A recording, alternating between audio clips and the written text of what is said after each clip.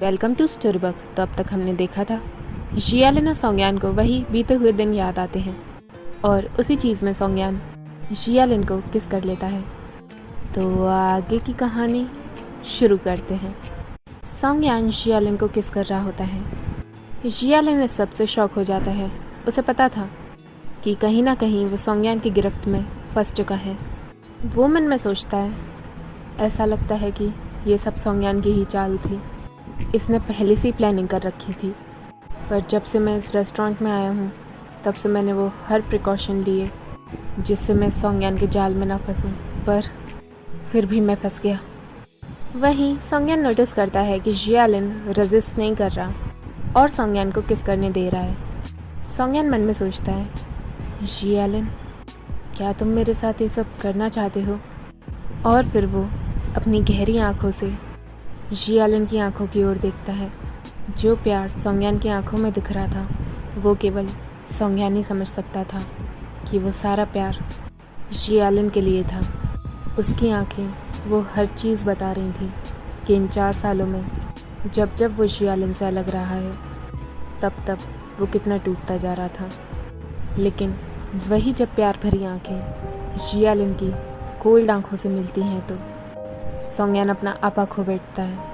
उसने नहीं सोचा था कि जिस इंसान के लिए वो मरने तक को तैयार है, उसकी बस ये इनडिफरेंट आँखें जो कह रही हैं कि आखिर सोंगयान है कौन, वो नज़रें सोंगयान को धीरे धीरे तोड़ रही हैं। सोंगयान मन में सोचता है, जियालिन ऐसा आभास होता है कि मेरा प्यार, मेरे जज्बात, मेरी वो हर एक कोशिश, वो सब जियालिन के लिए बस एक मजाक है और कुछ नहीं। और फिर सोंगयान को बहुत ज़्यादा गुस्सा आने लगता है। क्यों तुम मुझे हमेशा ऐसे देखते हो जैसे तुम मुझे जानते ही नहीं हो कि मैं कौन हूँ, मैं तुम्हारा क्या लगता हूँ?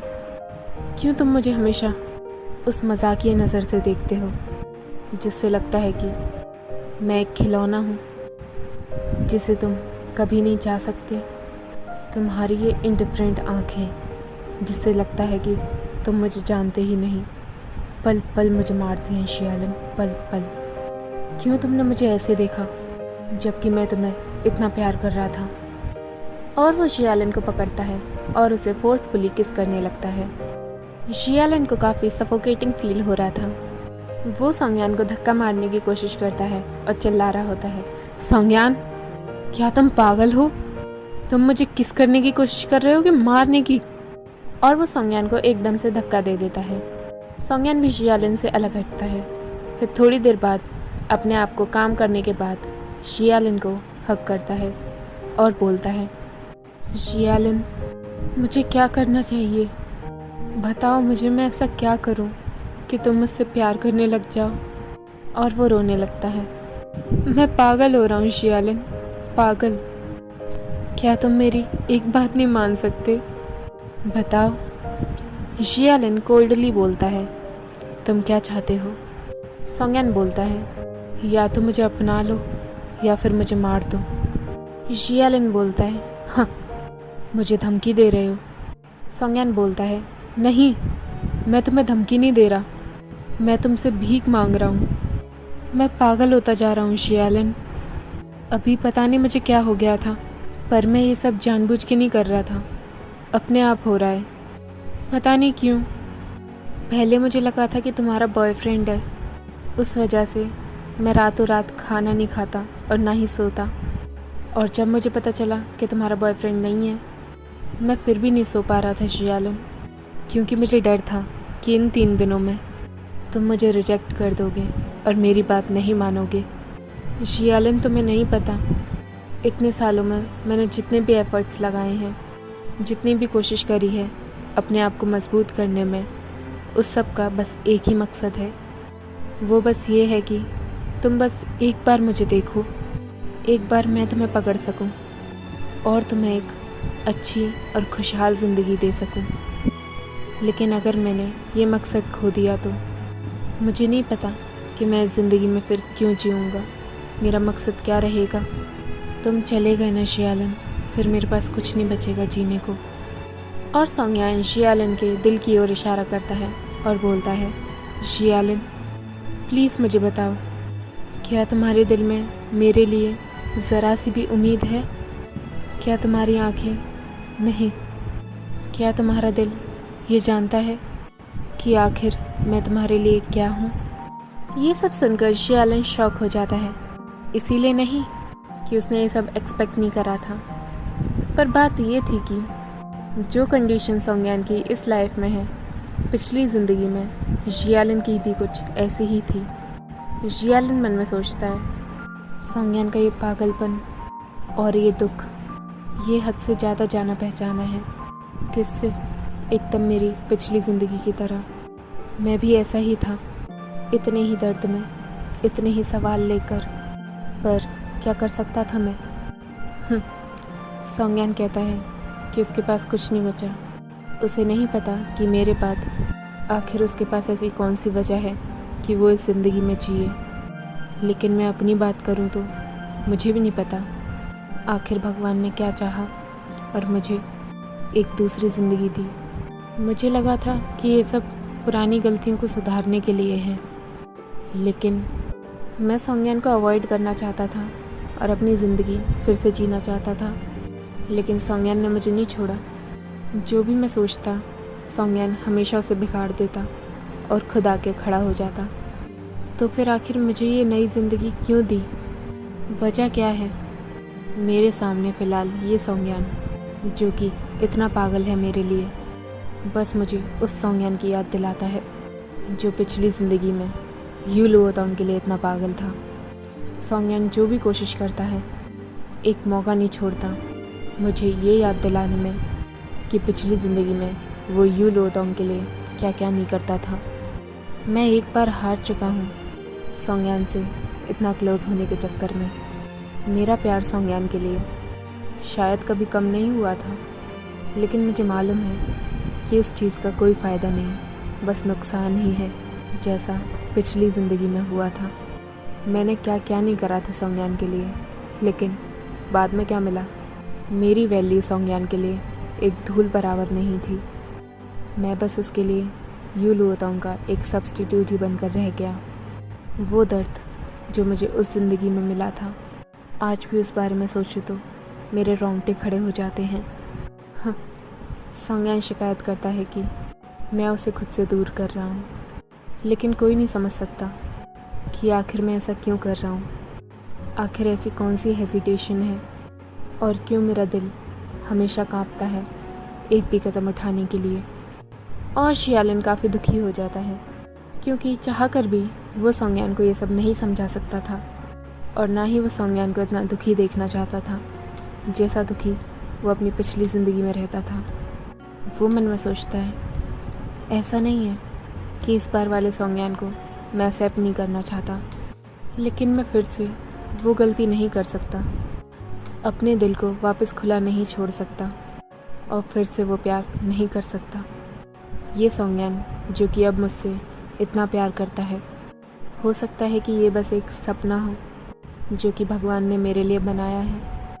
एक दिन मैं इस सपने से उठ जाऊँगा और फिर मेरे पास बस अकेलापन, दर्द और घुटन ही बचेगी, जो मैं फिर से नहीं जीना चाहता। सोंगयान जियालन की ओर ही देखे जा रहा था। वो चाहता था कि जियालन कुछ तो बोले, पर जियालन कुछ बोलने लायक नहीं रहता। वो मन में सोच रहा होता है, मैं ये अकेलेपन का तोहफ़ा वापस नहीं चाहता। अच्छा यही होगा कि मैं ऐसे ही रहूं जैसा मैं हूं, सारी खुशियां, सारे दुख कोने में खड़े होके देखूं और ऐसे प्रिटेंड करूं कि मुझे तो कोई फ़र्क ही नहीं पड़ता, और ऐसे ही ये सपना एक दिन टूट जाएगा और मैं वापस उठ जाऊंगा। और जियालन उन्हीं कोल्ड आंखों से सोंगयान की ओर वापस देखता है। सोंगयान कुछ नहीं कर सकता था। वो अपना हाथ जियालन की तरफ से हटाता है और अपने फेस को ढककर बोलता है, अंदर आ जाओ। उसकी आवाज़ थोड़ी रोनी सी थी। वेटर अंदर आता है। वेटर काफ़ी खुश था इतना सारा खाना लेके जो आया था, लेकिन वहाँ का एटमॉस्फेयर देख के वो समझ जाता है कि कुछ तो गलत हुआ है। वो मन में सोचता है कि अब उसे यहाँ से चलना ही चाहिए, नहीं तो बॉस गुस्से में कहीं उसे ना निकाल दें। वो वेटर सर्व करके सीधा चला जाता है और सोंगयान फिर मीट के पीसेस करने लगता है।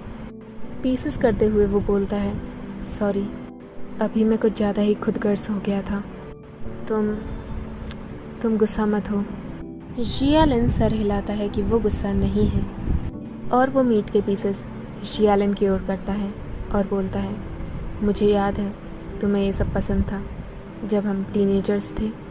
पहले तुम हमेशा इस रेस्टोरेंट में आते थे और तुम मुझसे हमेशा कहते थे कि मैं भी स्टीक ऑर्डर करूं ताकि तुम्हें तुम्हारे फेवरेट ऑमलेट्स मिल सकें। इसीलिए हमेशा मैं बीते हुए दिनों में तुम्हारी प्लेट से ऑमलेट्स छीन लेता था, क्योंकि मुझे लगता था कि तुम काफ़ी क्यूट लगते हो जब तुम मेरे से ऑमलेट नहीं पकड़ पाते और फिर गुस्सा हो जाते हो। लेकिन अब मुझे पछतावा है। मुझे लगता है कि तुम खुश होते हुए ज़्यादा अच्छे लगते हो, ना कि गुस्से में। इसीलिए आज मैं तुमसे तुम्हारा ऑमलेट नहीं लूँगा और तुम्हें अपना भी दे दूँगा। तुम जो चाहो वो ले सकते हो। ये बातें सुनकर जियालन, जो कि अपने आप को इतना रोक कर रखा था कि अब वो नहीं रोएगा और अपने इमोशंस बिल्कुल भी नहीं दिखाएगा, वो अपने आप को नहीं रोक पाता। वो सब पुरानी यादें वापस आ जाती हैं और साथ के साथ अब वाला सोंगयान, जो कि उससे इतना प्यार करता है कि उसके लिए कुछ भी कर सकता है। उस इंसान को इतना हर्ट करके उसे खुद अच्छा नहीं लगता था, लेकिन वो क्या कर सकता था। जो भी कुछ जियालन पर बीती थी वो बातें जियालन किसी को नहीं समझा सकता था और केवल एक कोल्ड हार्टेड इंसान की तरह ऐसे प्रिटेंड कर सकता था कि उसे कोई फ़र्क ही नहीं पड़ता। लेकिन आज वो अपने आप को नहीं रोक पा रहा था, चाहे वो कितनी भी कोशिश कर लेता। आज वो थक गया था और वो रोने लगता है। अपने हाथों को अपने मुंह के पास रख के बोलता है, ऐसे मत करो सोंगयान, प्लीज़, मैं तुमसे भीख मांगता हूँ। और हमारा चैप्टर एंड होता है। फिर नेक्स्ट चैप्टर में जियालन रो रहा होता है। वो मन में सोचता है, क्यों तुम मुझे हमेशा पुरानी बातें याद दिला देते हो सोंगयान। मैं उन सबको भूलना चाहता हूँ। प्लीज़, तुम्हें मुझे खुशी देने की कोई ज़रूरत नहीं है और ना ही उस तरह से प्यार देने की जिस तरह से तुम यू लुओतोंग को पहले दिया करते थे। सोंगयान, तुम जितने ऐसे होते जा रहे हो उतना ही मैं अपने आप को पैथेटिक फील करने लगा हूँ। क्यों करते हो तुम ये सब? क्यों? मुझे नहीं अच्छा लगता इस तरह से ऐसे नाटक करना हमेशा। क्यों करते हो तुम? और वो ऐसे ही रो रहा होता है। सोंगयान उसे ऐसे रोता हुआ देख उसकी चिंता करने लगता है। जियालन, वो जियालन के पास आता है और बोलता है, तुम भी मेरे बारे में वही महसूस करते हो ना जियालन, जो मैं करता हूँ, है ना? नहीं तो तुम ऐसे। जियालन कुछ सुनना नहीं चाहता था और वो सोंगयान को अपने आप से अलग करने की कोशिश कर रहा था। सोंगयान बोलता है, जियालन, आखिर तुम किस बात से इतने डर रहे हो? क्यों तुम हमेशा ऐसे भागते रहते हो? अगर ऐसा कुछ भी है जो तुम्हारा दिल बयां करना चाहता है तो तुम मुझे बता सकते हो। ऐसे घुट के मत रहो। जियालन बस रोए जा रहा था। वो कुछ कहने लायक नहीं था। वो अपने आप को सोंगयान से अलग करता है, लेकिन सोंगयान फिर जियालन को पकड़ लेता है और उसके करीब आता है। सोंगयान जियालन के चेहरे को अपने हाथों से छूता है और बोलता है, जियालन, और वो अपनी प्यार भरी आंखों से जियालन की ओर देख रहा होता है। वो जियालन को इस तरह नहीं देख पा रहा था जहाँ जियालन इतना टूटा हुआ था। सोंगयान जियालन के आंसुओं को किस करता है ताकि वो उन्हें पोंछ सके और फिर धीरे धीरे वो जियालन के होठों पर अपने होठ रख देता है। लेकिन इस बार जियालन रेजिस्ट नहीं करता। वो दोनों एक दूसरे को किस कर रहे थे और अपनी मर्ज़ी से कर रहे थे।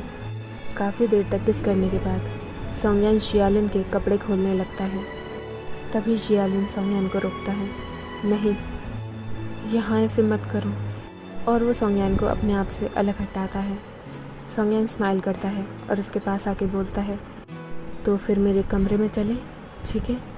मेरी कंपनी में 1% लॉन्च है, वहाँ चलते हैं।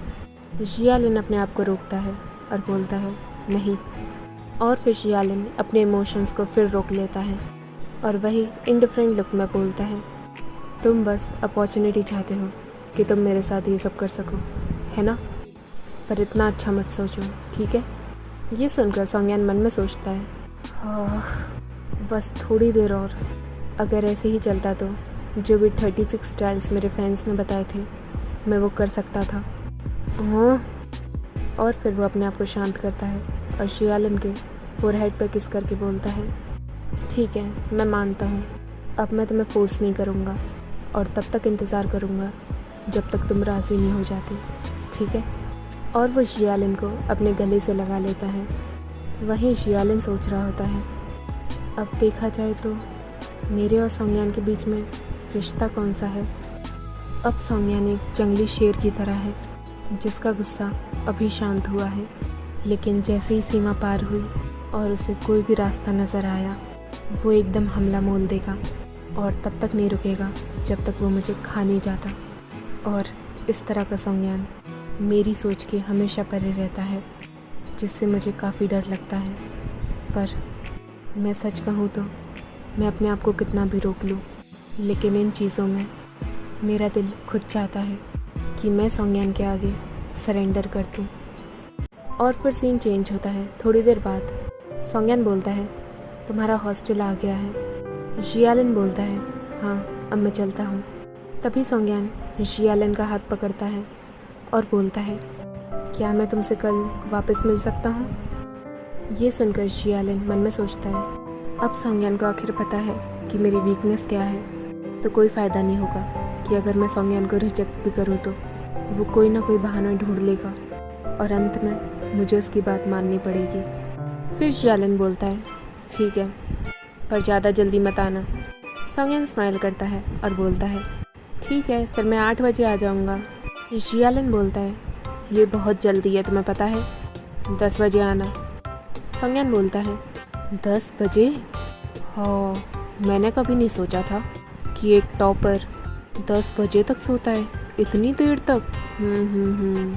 ये सुनकर शियालिन बोलता है, आज मैंने पूरा दिन तुम्हारे साथ बिताया है और कल भी मैं यही करूँगा, तो तुम्हें नहीं लगता कि मुझे थोड़ा टाइम चाहिए खुद की चीज़ें भी करने को?